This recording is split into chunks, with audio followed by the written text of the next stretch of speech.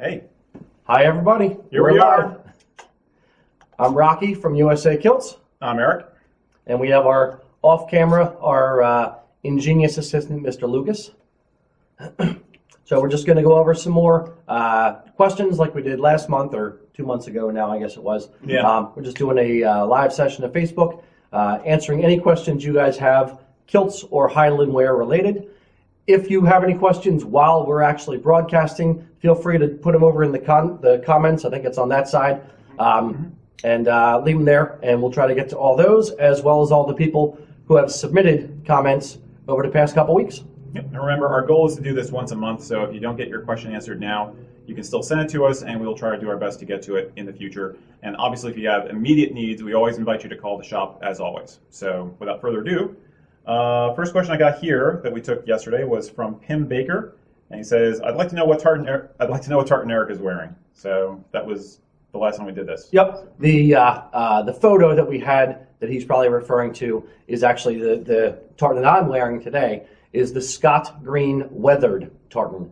It's one of our most popular tartans for Scott. It was actually this is actually the kilt that I wore for my wedding, and a lot of the photos on our website feature me wearing this particular tartan. It's a pretty awesome tartan. Yeah. Yeah. I recommend it a lot for outdoor wear and for tweed sets and stuff. It just has a really nice earthy feel to it. If you do like that, but you're not sure if you want to be a Scot, check out any weathered tartans on the website. There's a lot to choose from, and they all just have that same kind of general mellow kind of a look to them, so they're really cool. Okay, let's see. Toby Tomlinson asks, how much is the surcharge on rare tartans? My tartan is Welsh, Thomas. Is there a long wait on less common tartans? The surcharge on a 5-yard wool kilt and an 8-yard wool kilt it's there basically because specific mills charge a little bit more money, so we have to charge a little bit more for that particular kilt. It's $40 or $50 surcharge on a 5-yard and 8-yard kilt respectively. There is no longer lead time just because it's old and rare from one of the mills or a surcharge tartan. It really has nothing to do with the length of time it takes to get the cloth. It's just normal turnaround. It just costs a little bit more. Is there anything that does constitute now a longer turnaround? Yes. What we do is, as soon as you place your order, we order the wool cloth. PV we have in stock, but wool cloth we actually order from the UK the same day that you place your order. And I'll find out within 48 hours if the mill is back ordered on the cloth, which happens 5% of the time, maybe. And we'll let you know immediately so that we can pick a different tartan or inform you of the turnaround time is going to be extended. Now, what if I want a custom tartan? Custom kilts, we can do in pretty much any tartan in the register, or if you design a tartan. I think we touched on this in the last video as well. Custom kilts, typically it's around a 14 to 16 week window, but from the time that the tartan is approved and the deposit is paid until the actual time that the kilt is in your hands, it's going to be about 14 to 16 weeks. Okay. Kurt Trombor asks, you're going to love this, which color Crocs go best with Black Watch? None. Next question. Lance McLemore, sorry. Do you ever make kilts with box pleats? Yes, we've done box pleated kilts before, typically 4 yards of cloth. It's not something we put on the website. It's not something that we're asked to do very often, but we do them, yes. So if you do have a particular tartan in mind that you'd like in a box pleated kilt, drop us a line or give us a call at the shop and we can happily accommodate you. Why would somebody want a box pleat kilt as opposed to a knife pleat? It's slightly lower yardage. The pleats are the lower yardage. It's a little bit more balanced front and back weight-wise. The pleats are going to be about 2 inches wide on the back of a box pleated kilt. We can do another video next time we do this where we can actually show you the difference between a box pleated kilt and a knife pleated kilt. Yeah, let us know if you guys would like to see that. Yeah. Okay. All right. Lucas and I had put together a few questions that we get asked in the shop on a pretty regular basis, so if you don't mind. This one was, should a kilt be worn at the top, bottom, or the middle of the kneecap? To a degree, it's personal preference. Historically speaking, 50, 100 years ago, the kilt was more top of the kneecap. In today's America, for the most part, which is where we are, the kilt is usually worn to the middle of the knee, on occasion to the bottom of the knee, but I don't really recommend that. It's usually worn middle of the knee to top of the knee, in that range. And what is the difference between drop and length? Good question. Yeah. They're often confused. The drop is not the same thing as the length of a kilt. The length of a kilt is the actual measurement from the very top to the very bottom of the kilt. The drop is the distance. I'm going to stand up and do a little explanation here. Ta-da. From the center of the top buckle, if I can find it on the camera, to the bottom of the kilt. And then the rise is the section from the top, the middle of the top buckle to the top of the kilt. So if you're a mathematician, the drop plus the rise is the length of the kilt. The length is the overall top to bottom measurement of the whole garment.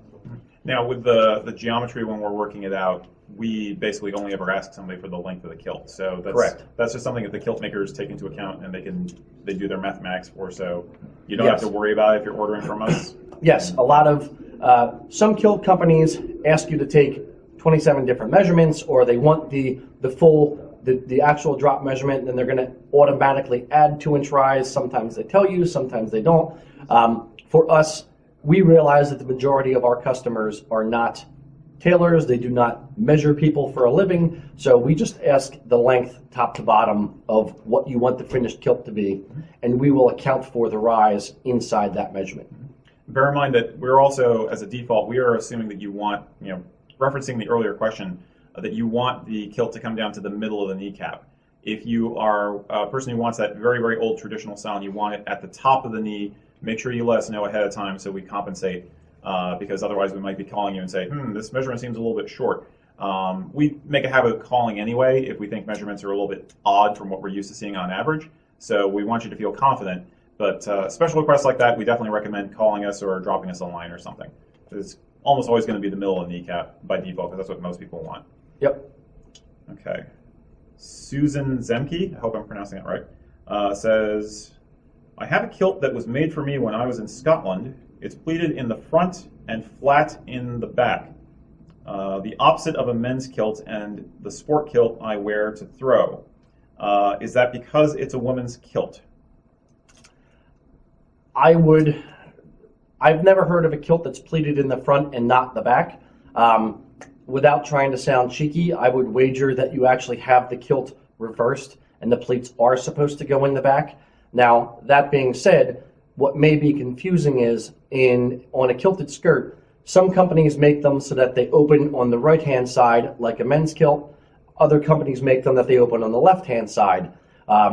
They can be done both ways. Neither is correct or incorrect. But that may be what's throwing you, is that the buckles may be on the left-hand side and the fringe going down the left-hand side. So what I'd say is put the pleats in the back and the flat apron in the front, or if I'm completely missing the mark, drop me an email with a picture of what you're talking about, and I'll happily help you out with that. Yeah. Okay.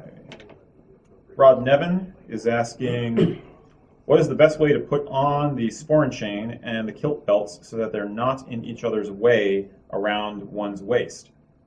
Also, I've heard various opinions on the use of the kilt belt loops. Should the belt go through the loops, or the sporran strap, or both, or neither? Thanks. Okay.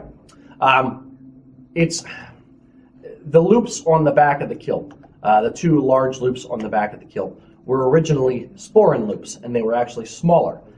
It's for guys with a flat posterior. Basically, you run the sporran-chain through the loops, so that way it doesn't slip down as you're wearing your sporran, because the sporran-chain relies on your hips to help hold the sporran-chain up. Through time, people requested that they be made larger because they were used to wearing a kilt belt, and they wanted the belt to be able to fit through there as well. So kilt makers started making 3-inch belt loops on the back of the kilt to accommodate both the kilt belt as well as the sporran-chain. There's no right or wrong way to do it. Typically, some people will tell you that the belt only should be going through the loops on the back of the kilt, not the sporran-chain and the belt. Excuse me, the belt should not be going through the loops on the back of the kilt, just the sporran chain. Yeah. Thank you. I personally put them both through because I find it most comfortable if you have the belt on first. If you're going to move your sporran chain at all throughout the day, it's easier for that to sit on top of the belt. So that's how I personally do it, is belt through and then the sporran chain or the sporran strap on top of the belt. Yeah, and I don't have the flat butt chain falling off problem personally, so I actually put the belt through the belt loops, but I leave the sporran chain on the outside, so it's faster for me to take the sporran on and off if I want to. You know, like I usually keep it on when I'm driving, but a lot of people want to take their sporran off when they're driving or in a tight fitting space like that. So yeah, it's basically whatever's most effective for you, whatever's most comfortable. The only thing that I would say is if you are very, very curvy, when you put on your sporran or your kilt belt, sometimes it kind of tugs or pushes up on the top of the belt loop and makes the back of the kilt hang slightly askew. So if you have that problem, just wear both of them over top of the belt loops. There's no real necessity to actually put anything through the belt loops. Right. Just basically experiment and find out what looks best on you, you know? Yep. Okay, let's see. I'm going to hit a question that just came over from Robert Hughes. And formal kilt jacket, no vest, cummerbund. Do we even consider cummerbunds with a kilt? If I can read the entire question. Sure. Please I am going to a formal dinner tomorrow night, the Highlanders Tartan Ball in Harrisburg. I have a black tuxedo jacket made for a kilt, but I don't have a vest to go with it. Would a cummerbund be okay? I wouldn't.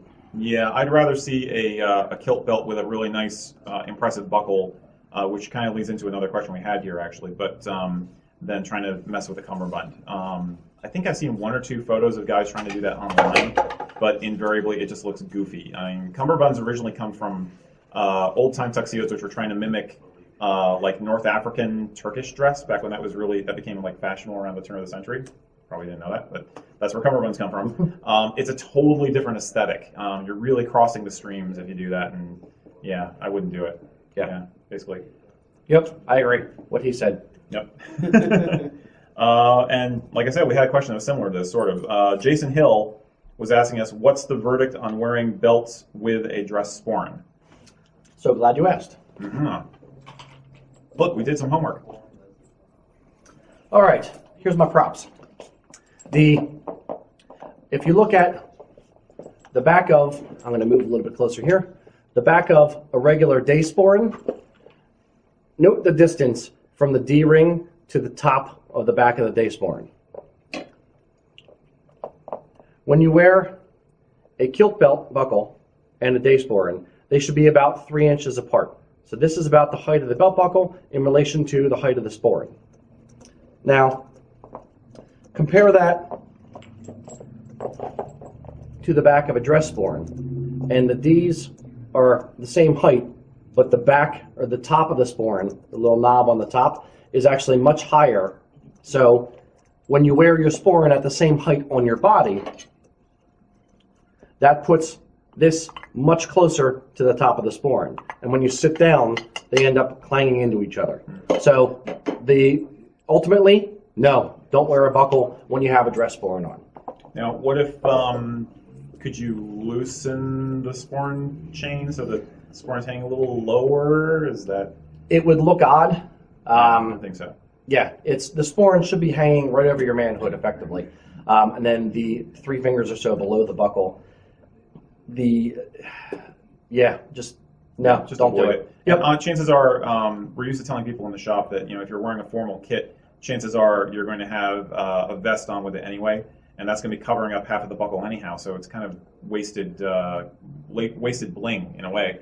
I can think of one exception where people do that, and they make it okay because it's a very special circumstance. Military Piper uniforms, you'll see guys wearing like a horsehair sporran, and they have a buckle as part of the uniform. But that's a lot higher up, and it's a much different laying out of the materials of the outfit because it's specifically for parade. It's not for, they're not going to be sitting down, they're not going to be moving around in normal fashion, and it's a specialized thing. So if you're trying to compare your outfit to a military thing, don't look at civilian pictures online. Look at old time pictures if you want, but look at do Google image searches on what guys have worn and look good in for weddings and other formal events. So, make sense? Yep. Yeah. Okay. All right. Let's see. So we got that one. Okay, and we're still talking a lot about sporrans. This person is asking, do sporran chains really damage the cloth of the kilt? If so, are hangers better or are straps better? If you have, this question comes a lot when people have acrylic kilts, because they're generally cheaper and less expensive and cheaper. And if you have an acrylic kilt, you may have bought a sporran at the same time, and the sporran is probably cheaper, as is the sporran chain. Now, the one thing to look for in sporran chains that would cause damage to the kilt is where the links are on the sporran chain. Make sure the links are closed and soldered together. Better quality chain will actually have, it's called like flat link chain, will actually have soldered links so there's no burrs or anything that's going to catch on a kilt. Or as it rubs on the material over time on acrylic fabric, you actually get those little bumps on the surface of the fabric. They're called pills. And those will appear over time on acrylic fabric much faster than, or synthetic fabrics in general, much faster than wool or anything like that. The fabric for our casual kilt and semi-traditional kilt is called polyviscose, and it's actually has a Teflon coating on it, and it has what they call anti-pill fiber technology, which basically means that you won't get those little bumps on the surface of the fabric. Even though it is polyester and rayon, you won't get those little bumps on the surface of fabric for years after you have the kilt and worn it dozens and dozens of times. Yeah, and polyester and rayon is just basically a much hardier blend than anything like acrylic anyway. Yeah. So it's harder wearing. So, Yep. Yep. Cool. Okay. Let's see.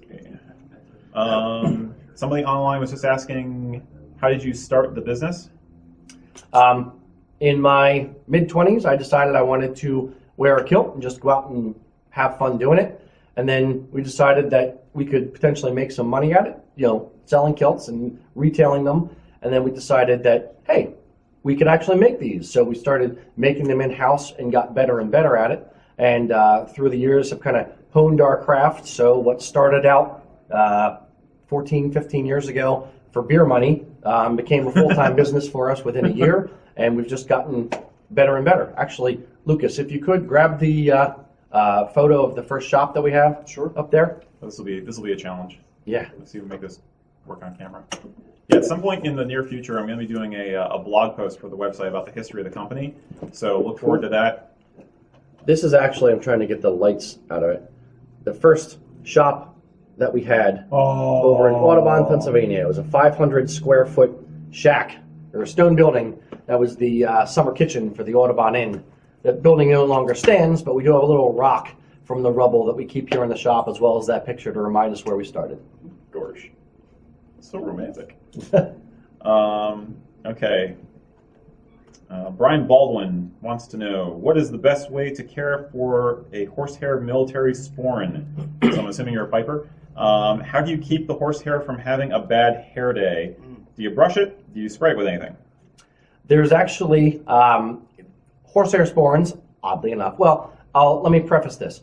Horsehair sporrans that we sell are all real, actual horsehair. There are some that are in nylon, basically like weed whacker cord, but really, really thin. Ugh. Nylon filaments. Really? Yeah. Those, I don't know if this would work for.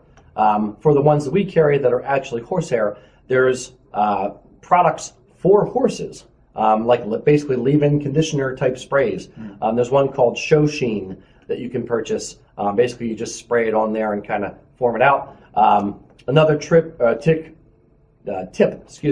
would be when you have get a pair of your wife's old pantyhose, not a new pair, cut one of the legs off, and cut basically two ends so you have a tube, and stick your horsehair sporran inside the tube when you're not using it, and that keeps it kind of compacted when it's not in use. Yeah, anybody out there who does cosplay, you probably know the same thing. Like that's how you take care of a wig. Like it's a mesh bag or something like that. Something like that just keeps everything straight and Aligned. and aligned. Yeah. Yep. Do you like hang the sporran up in the closet, or just like wrap it up and lay If it you're flat somewhere? Or? Yeah, I'd say put it in a drawer anywhere where it's kind of protected. Yeah. If you do the old pantyhose trick, it'll be basically that wide. So just lay it in a drawer flat. They're about 20 inches long, so they do take up some space. Just put it somewhere flat, out of the way, till next time you need it. Do not just have a kit bag.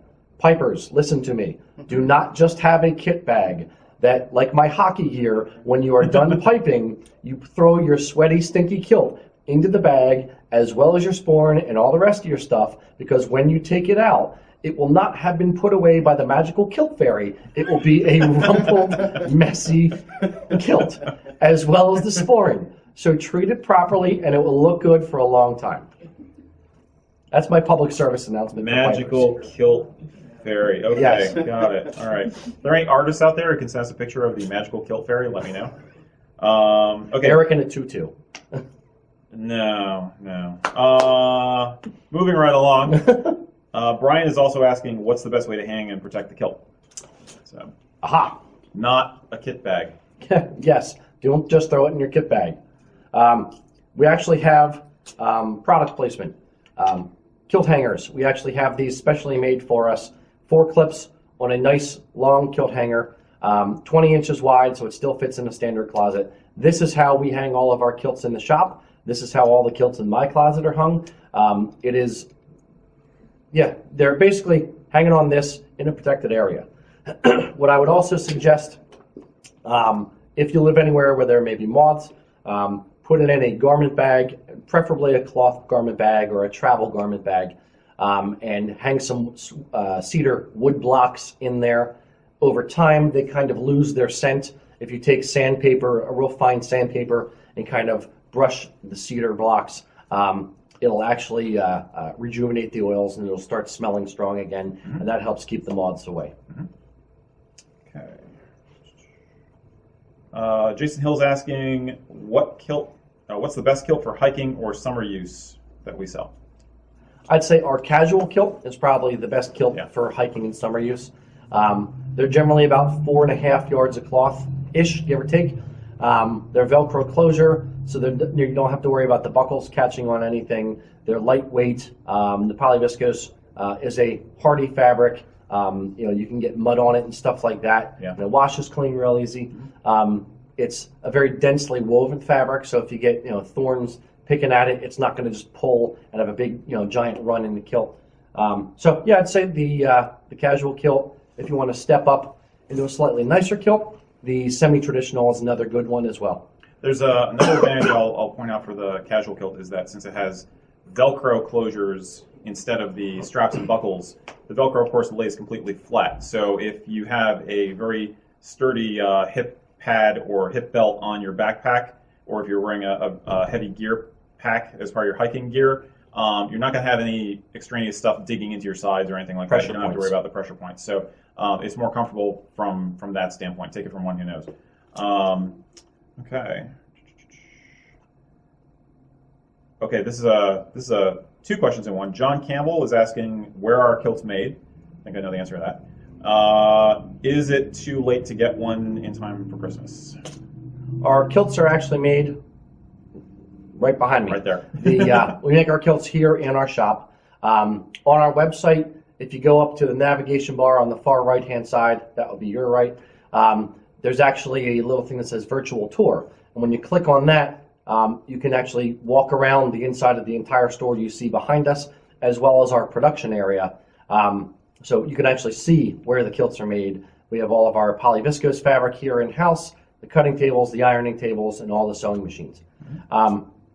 Is it too late for Christmas? Nope, not yet. We have a 3-week turnaround on rush orders. So if you did place an order with the rush charge attached to the order, yes, you could have it in time for Christmas. Cool. And that goes for any model of kilt, basically? Any model except for the Premier. The Premier 8-yard wool kilt, we have to schedule into production just because of the amount of time it takes to actually make it. So that one, it's roughly an 8-week turnaround. So we might be able to get it in time for Christmas, but at this point we can't guarantee it.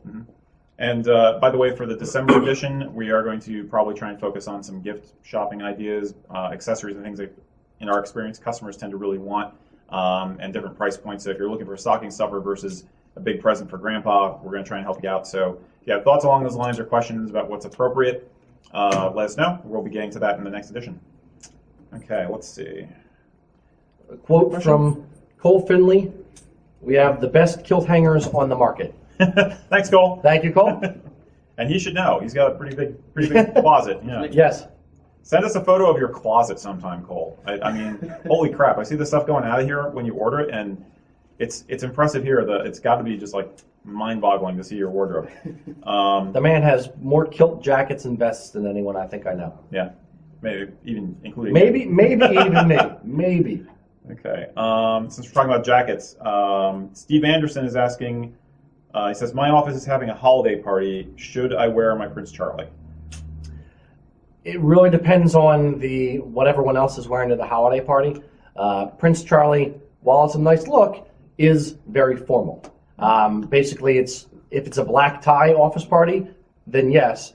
If it's just a regular, business casual type office party, then effectively what Eric and I have on would be what we would suggest for you for an office party. Anything just comfortable. You have to be walking around all your coworkers. You want to be comfortable. You want to look good. So yeah. Tweed vest. Yeah, if your boss or whatever has said it's going to be specifically it's going to be like a black tie affair, or if your date has an opinion about it, obviously that's going to mean something.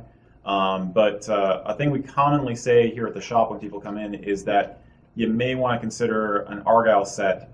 I'm guessing, and you may not have one if you already have a PC, but Prince Charlies are definitely formal only, whereas an Argyle, you could use that for this party, or you could just use the vest for this party, and you'll probably find yourself using it for Hogmanay, that's New Year's, and probably even a Burns dinner coming up in January. So if you need a formal jacket, this is definitely the time of year to make sure you've got it, but make sure you're getting one that you'll use a lot. So, cool. Okay, that's the last of the questions I have written down. Okay. So, Lucas, you got anything from the peanut gallery there? We were talking about storing kilts here. I brought over one of the outfitter bags for showing what use the kilt roll goes for in storage. Mm-hmm. That looks great from here. Yeah. Can you get on camera? Yeah. I'm taking the kilt roll off. Okay. 1 minute, please. Yep. Yeah. There you go. Dun, dun, dun. Ta-da. Kilt roll. Yes. Basically a way to travel with your kilt if you don't want to fold it up and you're worried about getting wrinkles on the kilt during travel. We actually sell a kilt roll, and I promise this is not meant to be a product placement day. It's basically a long tube, and it comes with a mat. You lay your kilt flat on the mat, and then you just roll the whole thing up and slide it inside the tube, and it's a great way to travel with the kilt and not have it be wrinkly when it comes out. Yeah, I wouldn't really store one in a kilt roll at home, but it's definitely very handy if you got to go on the road somewhere. And then the outfitter bag that we sell that goes with it is basically kind of like a giant garment bag, except it's got extra pockets in it for holding specifically different parts. Like you keep your sporran in a separate pocket and things like that, so everything's nice and tidy. Definitely something for pipers to consider. Yeah. Okay, so let's see. Someone wishes they could convince their husband to wear a kilt. Okay. Show him the movie Braveheart. Right. And Outlander, and start subtly hinting at how attractive you think he would be in a kilt, and how you wish you could see his knees more, and how great his legs are, and you may be able to convince him to eventually don the kilt. I think it may be the biggest complaints I have, or concerns I have rather, from guys who come in who are kind of wanting to do it but they're not sure, is one, they're worried that they have chicken legs, like they have very pale or very skinny legs. The answer to that is you wear kilt hose, and you will look very put together, and you don't have to be self-conscious about that. The other is that some guys are worried about, if they have a belly, they're worried about the kilt looking funny because they've got a round belly. 9 times out of 10, I find it's true that basically wearing a traditional kilt is actually going to be better than a pair of trousers for anybody who has any kind of a sanguine figure, shall we say, because essentially a kilt bisects your torso, whereas your pants are much lower down, closer to your hips.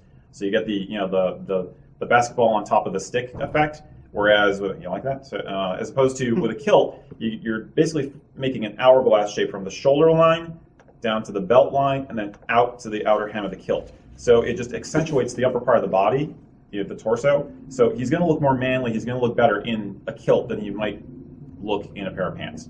So those are two things. If he's worried about it from a heritage standpoint, don't. I mean, there are plenty of people who wear kilts who are not necessarily Scottish or Irish. It's the majority of our staff. Yeah, but we're all mutts, we're all American. So it comes down to realizing you're going to have a lot of fun with this. There's no rules you have to worry about, that you're going to look foolish. You're not going to dishonor anybody, as long as you take your time, and you're going to have more excuses to wear it than you think once you have it. And there's also positive reinforcement. It's a bit of a mental curb to get over the first time you want to wear a kilt out in public. It feels weird. It's something you've never done before. Right. However, after you wear it the first time, generally you get a lot of positive feedback, and the more positive feedback you get, the more you want to wear it. So it's kind of a self-fulfilling prophecy. Right. And the other thing I'll add is that the poster had mentioned she's local to the area. We're nearby. So okay. If she come on in. Yeah, bring her in. Yeah, and I think having kilts in different contexts with us wearing kilts, whatever we have on in the shop, and seeing the mannequins always helps as well. Yeah, we have a lot of different body shapes here, and we have lots of different models of kilt to go with. So if he's worried about the cost, we can take care of that. If he's worried about the heritage thing, we can help him, poke at that, see if there's something that appeals to him. Yeah, absolutely. Come on in. Very good. You got, can women get custom kilts? Absolutely. Absolutely. Yep. We make them all in house again, so it's just a matter of needing the actual measurements, and we just make the kilt to your measurements. Not a problem. Now, there are some differences between models of kilts that are made intentionally for a female figure as opposed to a male type kilt. The women's kilts and the kilted skirts tend to be thinner at the waistband. They tend to be designed to accommodate have darts, curves a little bit more. Yeah. Yeah. So we do, however, do plenty of male standard traditional kilts for women, especially if they're in a pipe band. It's all down to geometry and mathematics. So if we have your measurements, we can make it work. Some of the accessories you may or may not want to mess with. If you're female, I have women who ask me if they have to wear a sporran, if they should wear a sporran, or should they wear kilt socks. And my usual answer is, unless you're in a pipe band or some other club or organization where there's a uniform, you can do whatever you want. And we have the various kilt models. It also depends on the outfit, too. Right, exactly. Yeah. But you can basically have as short or as long a kilt as you want. Whatever you think you're going to look good in, we can definitely hook you up. Absolutely. Traditionally, women wear kilt above the knee or below the knee. Men wear kilt to the knee. Right. So if you're asking if you can wear a man's kilt, yes, you can. Women are going to do what women are going to do, and no one is going to tell them they can't do it. However, the one thing I'd point out is it is a slightly more masculine look to it when you wear it to the knee. So you can do it. Yes, absolutely. The one trick I would say is if you're going to wear a mini kilt and you want to wear a sporran, get a children's sporran. That way it's a little bit more proportionate to the size of the kilt versus having a big man sporran and a shorter mini kilt. Right. The one last factor with women's kilts is you may want to, especially if you're a local, come in and handle the fabric. Some women don't give a damn. Other women we found are sensitive to the heavier weight wools that we use for the men's kilts. Mm-hmm. So you may want to change your options or your original choice based on what weight of wool the tartan you're interested in is available in.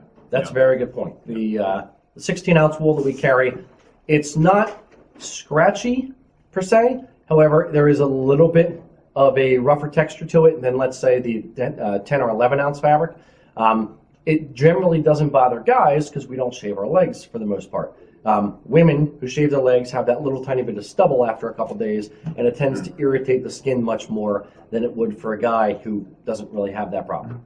And for anybody, speaking of wool along those lines, if anybody out there is hypoallergenic, that's another advantage of the polyviscose fabric that's worth mentioning, is that basically don't be afraid of kilts if you're allergic to wool. Tartan wool from Scotland, the real stuff, is well treated and doesn't tend to set off allergies as much as other wools will. And the polyviscose is absolutely hypoallergenic. So you don't have to worry about that if you really want to get into a kilt. What do we got here? How do you pick the next kilt? If they are in the area, stop down the shop. We actually have dozens of different swatch books you can actually just sit here and go through. If you're not in the area, I'd say go to the website and look at the tartans that we have in the photos of product shots. If there's a particular one you like, point it out to us and we'll happily tell you what tartan it is. If not, and you have some time, you can go through the 25 or 3,000 or 2,500 to 3,000 tartans that we have in our 13 to 16 ounce wool tartan gallery.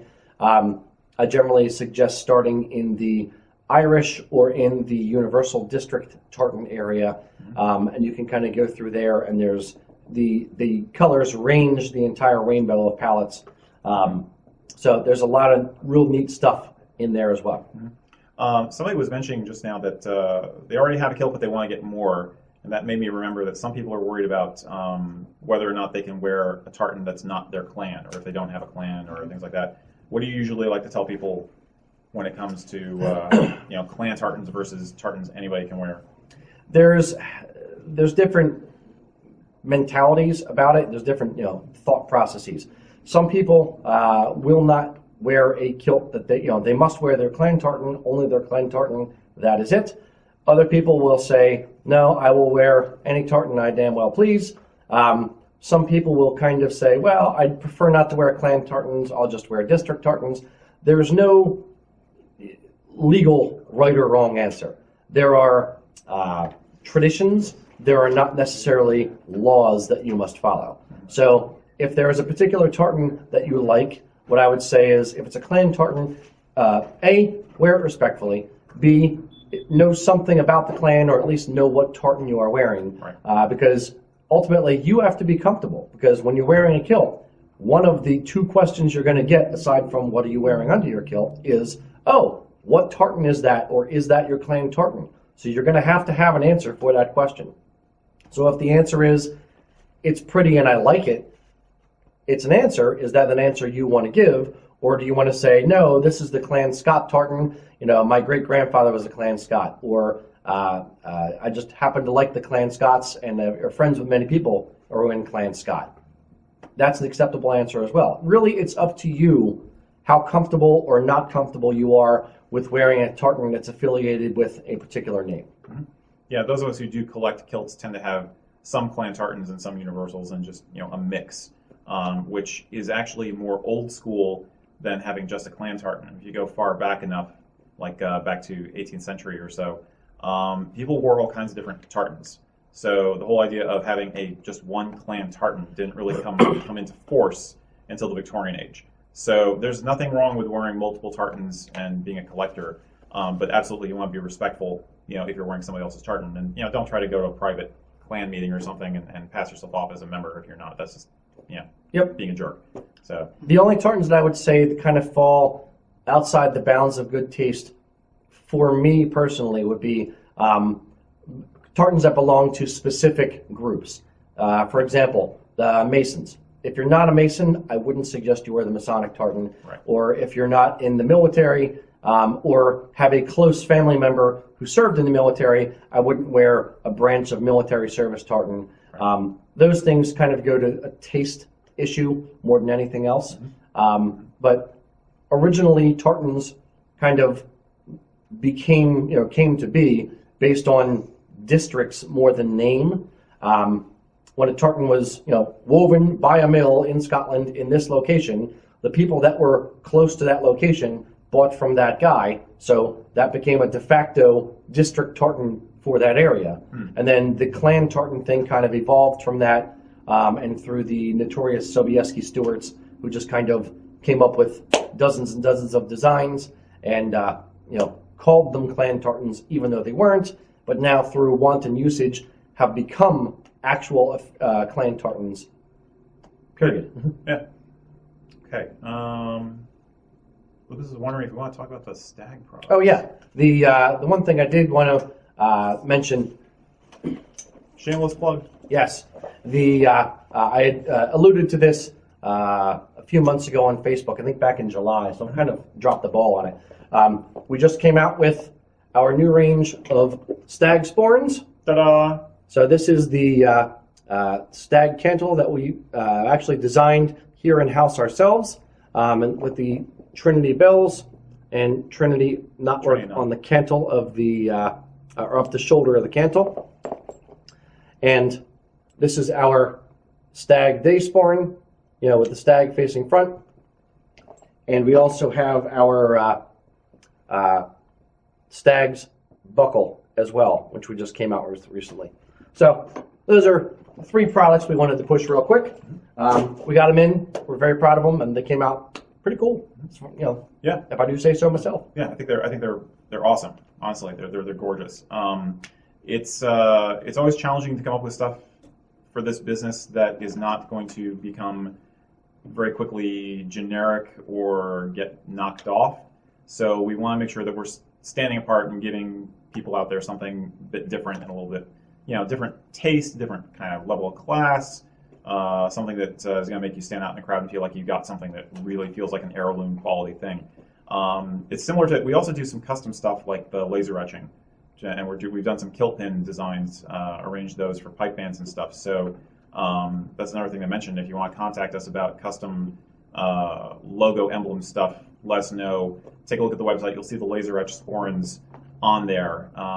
It's when you're in Highland wear, you are definitely trying to stand out, and you are totally allowed to be a peacock. So whether you're part of a group or an individual, go for the stuff that really, really hits you right there and feels like good quality and feels like it's fun. You don't have to settle for the stuff that you're seeing on eBay or anything like that. That's basically, that's all I'll say. A lot of the stuff, frankly, has been around for a long time. There's a lot of traditional designs, and there's not been a lot of evolution in the different product areas. So one thing that we try to do as a company is actually come up with good quality new designs and take things with a traditional slant in a new direction.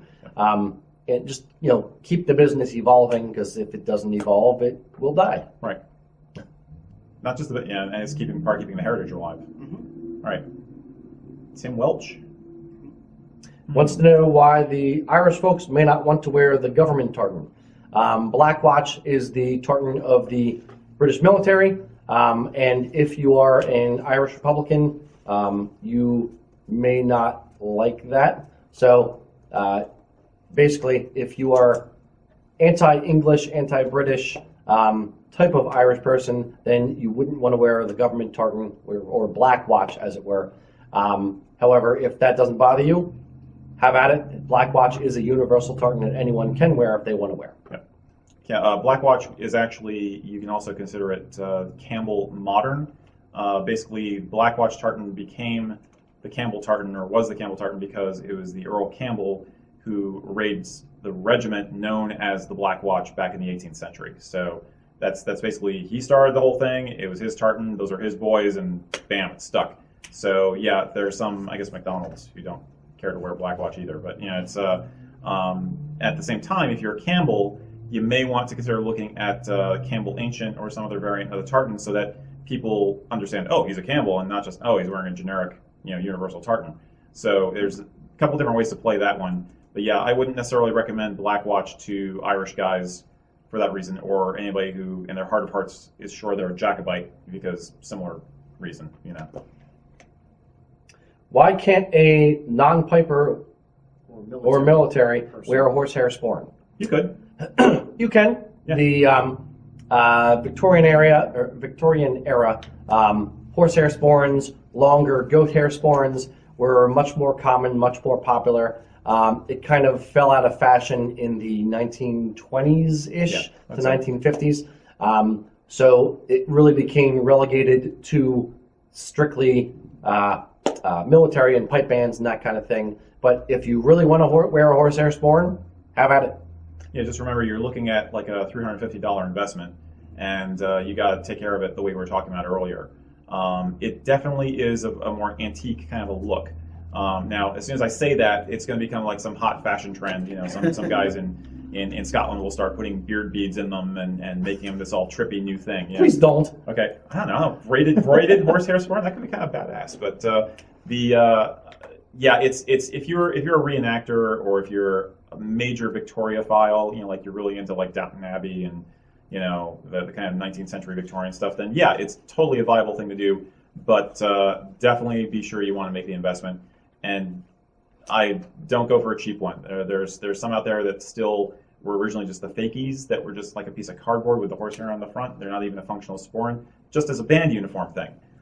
So be careful that you get a good one and take care of it. Yep. Ultimately, I'd say if you're going to wear a horsehair sporran, make sure the rest of the outfit looks like you should have a horsehair sporran on. Don't wear it with a casual kilt and a t-shirt unless you're trying to make a statement, in which case, good on you.